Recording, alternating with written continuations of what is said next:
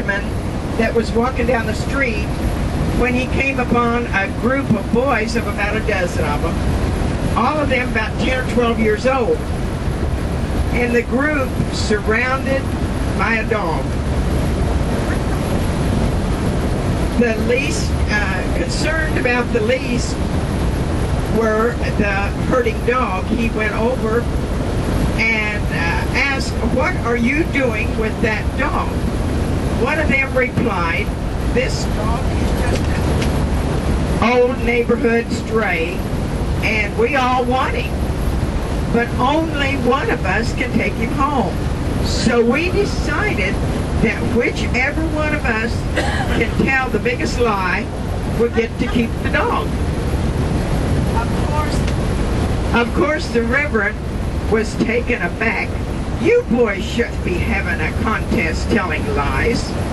He then launched into a 10-minute sermon about lying, beginning with, "Don't you boys know that it is a sin to lie?" And ending with, "Why? Oh, it went out." When I was your age, I never told a lie. There was dead silence for about a minute. Just as the Reverend was beginning to think he had gotten through to them, the smallest boy gave a deep sigh and said, "All right, give him the dog."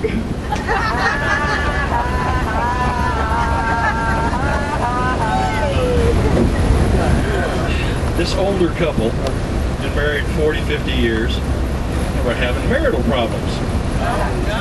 So the wife just didn't know what to do. She talked to her local minister. He said, "Well, bring him in Tuesday about 8 o'clock in the morning." So they went into his office, and she just started expounding on the troubles they were having. There's no relationship, there was, no touchy-feely, just the romance had gone out of their marriage. Wow. And the pastor looked at him, he says, "What's this touchy-feely thing?" "I ain't going to go into that."